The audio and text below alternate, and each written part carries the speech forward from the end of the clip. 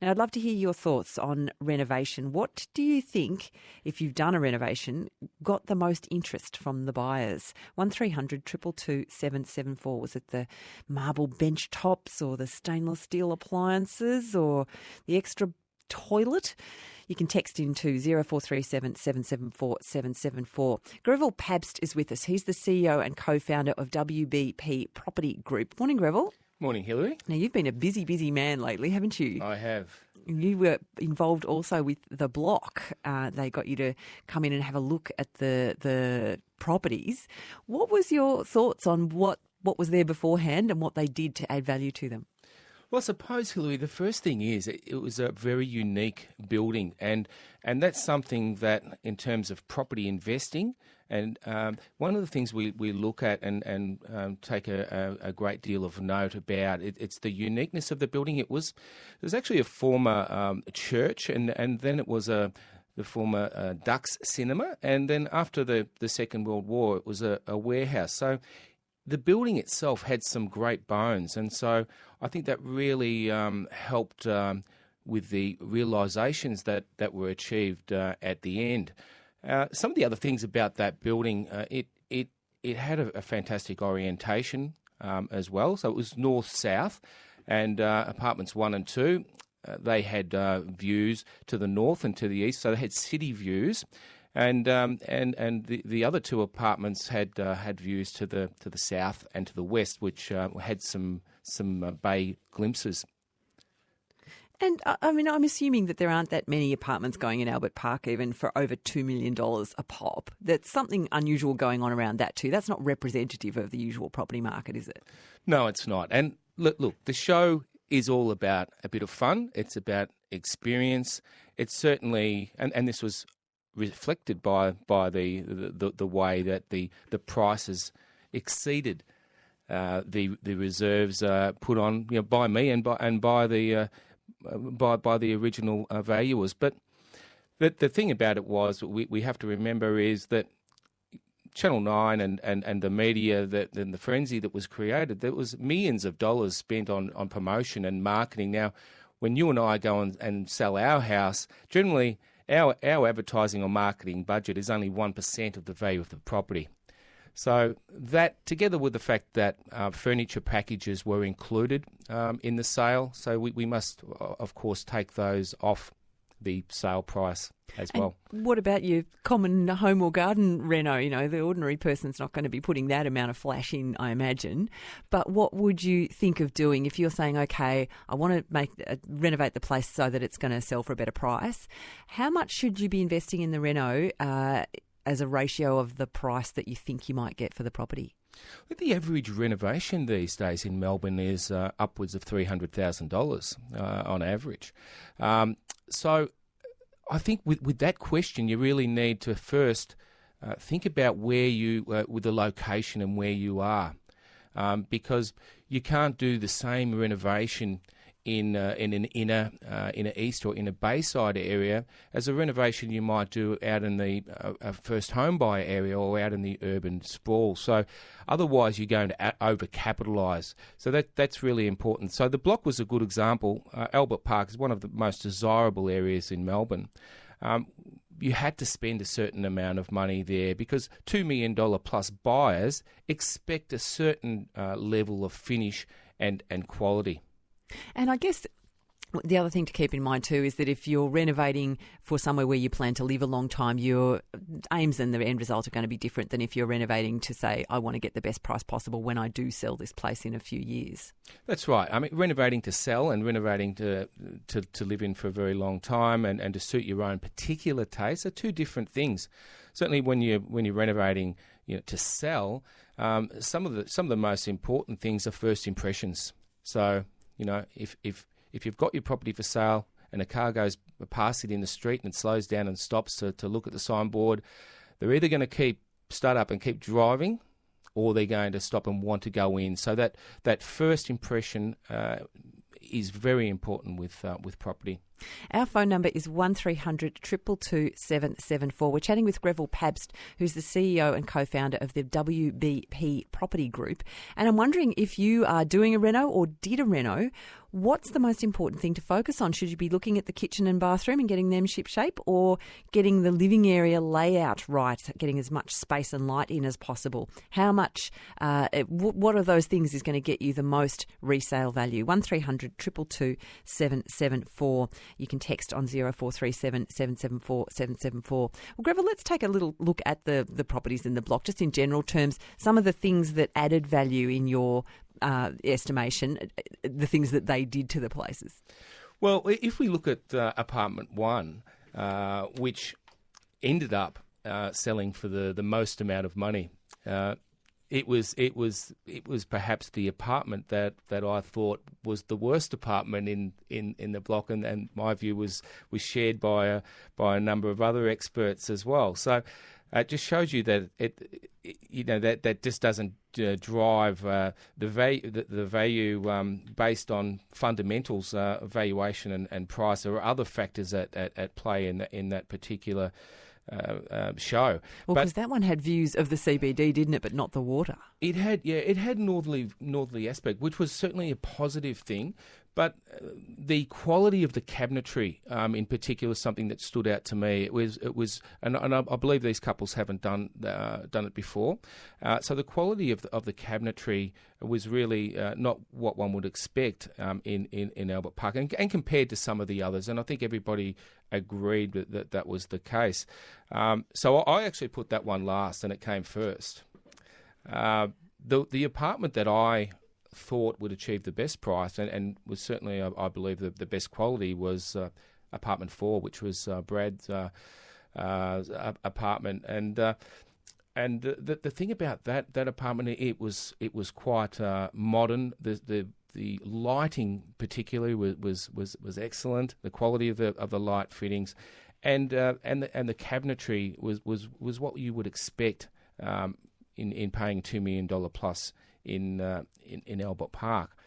I suppose the next best one was the one I'm sure if you watched the show, the one we all remember is that one with the egg-shaped bath, apartment 2, and that had a fantastic north-facing orientation with views to the CBD and to the east as well, and that came second last, and that was the one that I thought would come second. And the final one was of course, the two girls' apartment 3.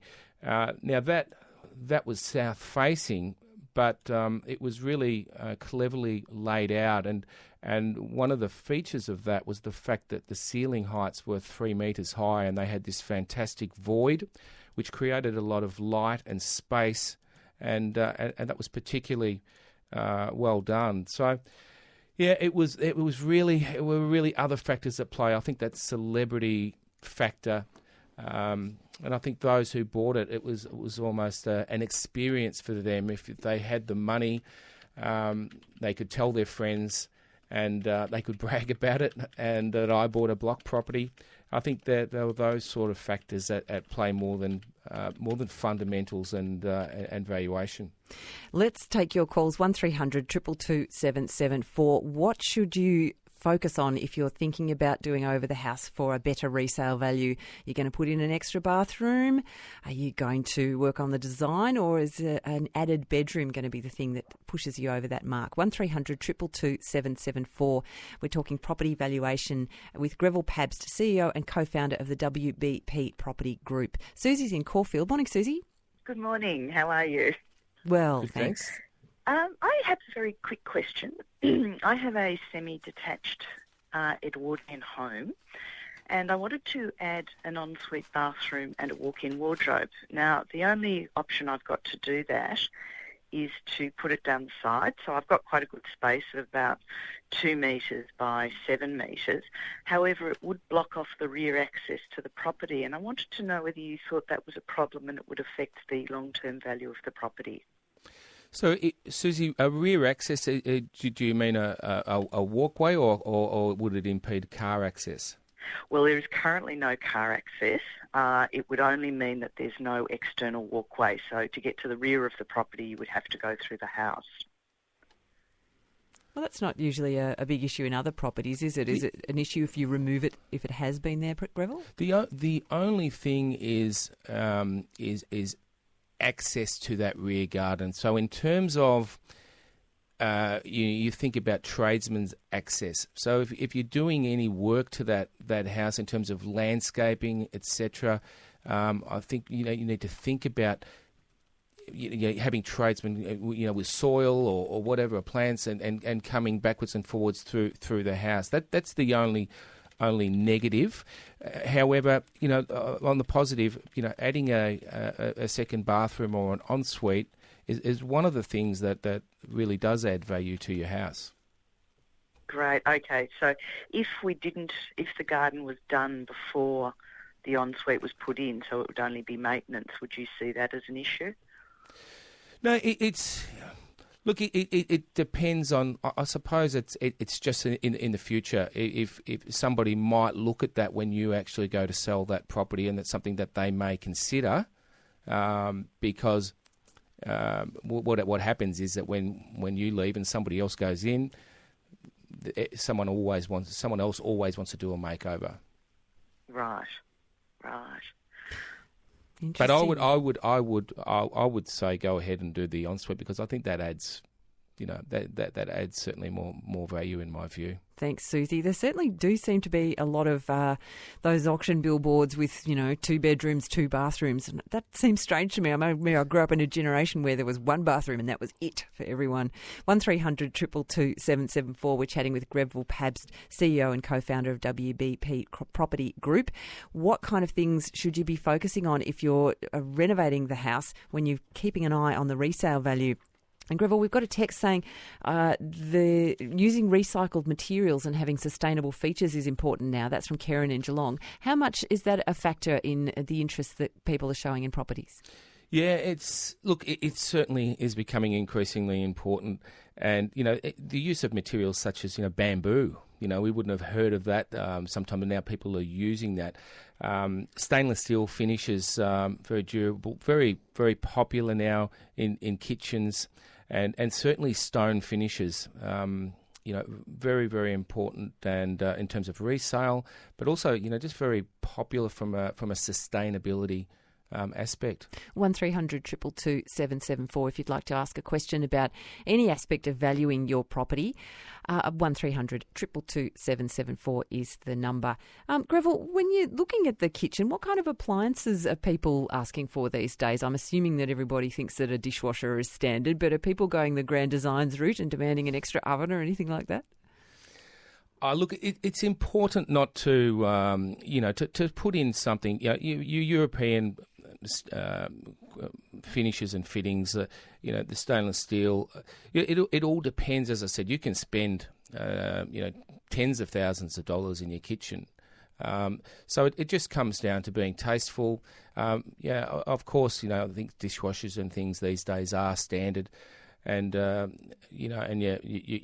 flat cooktops and so forth, and your wall appliances, they're all fairly standard, and it really does come down to individual taste. Interesting. Text messages on 0437 774 774. Marie says, is it worth replacing a pergola with a retractable awning in an Art Deco pair? You're making that bit of column A, bit of column B face. I think it depends on how much. It depends on a few things. One, the orientation of your house in terms of the light. Secondly, because that the other thing is to how much time you spend outside, and if you do spend a lot of time, well then sure, some shelter and some protection from the sun are 2 very important aspects. Saji's called in from Donvale on 1300 222 774. Morning, Saji. Good morning. I love your show. Thanks for taking my call. Pleasure. Question is this house is in a corner block, about 795 square meters, and we are trying to demolish that house and build 3 unit townhouses. So, and we got, it's on a bit of a hill, and we got city views from upstairs. So the question is, do we have balconies? So our design is saying, oh, no one's going to use balconies these days. So is it worth the extra spending having 3 balconies for the 3 apartments? Yeah, look, you'd have to look at the design aspect of that. Look, certainly an additional outdoor space is attractive in many regards. It depends, I suppose, on your outdoor areas. If you don't have in those townhouses much outdoor space, well then certainly having an external balcony where you can put a Weber out there and you can enjoy some fresh air. I think it is a positive thing in many respects. But yeah, look, I do concur that many of the inner city developments now aren't building balconies. But I think that's more a way of saving cost rather than the reasons why you would build it. Does it depend how big the balcony is too? Like if it's just big enough for one person to step out and go, look, I can see the city, is that not worth it in terms of the cost it incurs? That's not worth it, yeah, in terms of the cost. But if you've got a nice terrace that you can put some tables and chairs out there with an outdoor barbecue, why not? I think it's fantastic. Yeah. Thanks for that, Sajid. Oh, thank you very much. 1300 222 774 is our number. We're chatting with Greville Pabst from WBP Property Group, and Ashish is in Mitcham. Hi, Ashish. Oh, hi there. How are you? Good, thanks. What's your question for Greville? I have an investment property in Camberwell, and it has got a heritage overlay and with a potential to basically extend towards the back. Now, with regards to the value it would probably add over the period of time, what would be the ideal way to go about it? Because it's a 3-bedroom house with 1 bathroom at the moment. So it's a very old house, but very strong house. Okay. I suppose the first thing is that I'd recommend that you do is that you obviously speak to an architect first, but certainly from in terms of layout and floor plan is particularly important for resale value. So in typically in those period homes, you have a couple of bedrooms, a living room at the front. I would try and centralise the bathroom and perhaps have the stairs go up in that central location and then really open up the back area in a large open plan where you would have your kitchen, living, have some glazing at the back and to go out to a rear yard. That's generally the layout and design that achieves the best value, but all depends upon your orientation. 1300 222 774 is the number. It's 10 minutes to 9, and we have Greville Pabst with us until 9 o'clock. Greville, some fascinating text messages coming through. Why bother renovating, says Nick in Bournemouth, when everyone wants to do a makeover once you've sold? That's a lot of effort going into renos twice, isn't it? Well, I suppose it's the old saying, the new king doesn't want to live in the old king's house. Why does the old king change his house for the new king to buy and redo then? Is it just about getting that extra few dollars on the sale? Yeah, I think it's almost become a sport. Oh, that's depressing. What do you think about that? 1300 222 774. Prue says, I'm a real estate agent and I get asked this question all the time, and I invariably advise people to renovate for their taste and requirements and not for what they perceive the public will want when it comes time to sell, especially when the renovations are not major. That's a really interesting point, isn't it, Greville? Because I guess particularly if you do watch the reality TV shows, you get a very specific idea of what the current style is, and then it's self-perpetuating. People just tend to put in the same looking things. But can you get a good price on resale for something that's your particular taste? Look, tastes do change, and we've seen that through the 70s and the 80s and the 90s. But look, the thing is, your own home is your most valuable asset, and there are a lot of taxation reasons. It's capital gains tax free. So my view is always that when you're buying a house, yeah, sure, it's really important that it's comfortable and you enjoy it and you love it and you love the neighbourhood and everything else. But also, your resale is so important. So make sure that you invest in the right area, and you don't overcapitalise, and you put finishes and fittings that are distasteful, because that's not going to maximise your end result. Not that you'd put in anything distasteful, but make sure that it does appeal to a wider market, and because colour and so forth is very important. But also remember that can be changed readily, quite easily too, with a coat of paint or. So cushions. Yeah, exactly. So I suppose it's the structural items which you need to be very, very careful and considerate about. But some of the superficial things we know you can change, such as carpet and paint and wall finishes, etc. Marilyn's in Lilydale. Morning, Marilyn. Morning. Thanks for taking my call. Morning. What's happened is that I'm looking to buy a little house in Lilydale, and it's got asbestos in the roof. That's what the building inspection said. So I'm a little dubious, and I was just wondering what you thought about it. Yes, well, the first thing is that you just need to make sure that are you going to be doing renovations? Well, no, I really don't have an awful lot of money. No. Yeah. No.